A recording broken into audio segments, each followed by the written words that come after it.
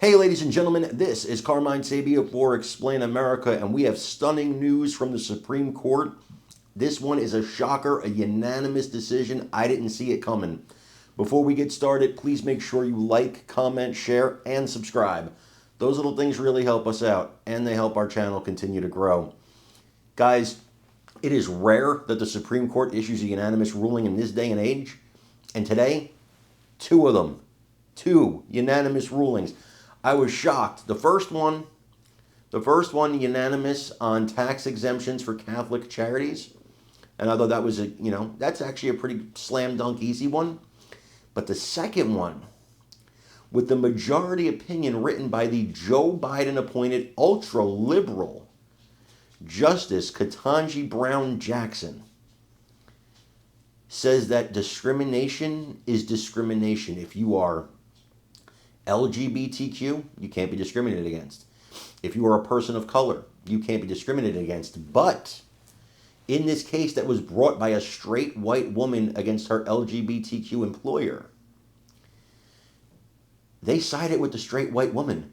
So if you were a straight white woman, a straight white man, as Justice Jackson said in the majority opinion she wrote, Title VII means what it says. You cannot discriminate based on race, gender, orientation, any of that stuff. So that means a straight white man has just as much right to sue. And she said that putting historical boundaries on it, like, well, you were historically disadvantaged or you had a historical advantage, does not cut the mustard. This is the most liberal member of the court probably in its history.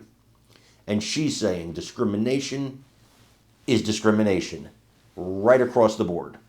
I want you guys to watch this report on it and let me know what you think in the comments. Correspondent Paula Reed, what are you learning, Paula? All right, Pam, we've already gotten 4 decisions from the court, and among them is one of the big ones we have been watching. This is a unanimous opinion that will make it easier to file so-called reverse discrimination claims here in the U.S. Now here, the Supreme Court sided with a straight woman in Ohio. She filed a reverse discrimination lawsuit against her employer when her gay boss declined to promote her and instead promoted another gay individual. Now, this is mostly about the bar that members of majority groups, so in this case a straight white woman, need to meet in order to file these kinds of claims. And here, in a unanimous opinion, they have sided with this woman. So she will, it appears, be allowed to continue to proceed with this. And as you know, diversity, equity, and inclusion, this is something that has been really politicized during the Trump administration, which is one of the many reasons that we have been watching this particular case so closely. Now, we have gotten a few other opinions, not necessarily blockbusters, but for example, the Supreme Court shut down the Mexican government's lawsuit against American gun makers over violence at the border. I mean, this shields the companies from a suit that could have claimed billions of dollars potentially in damages.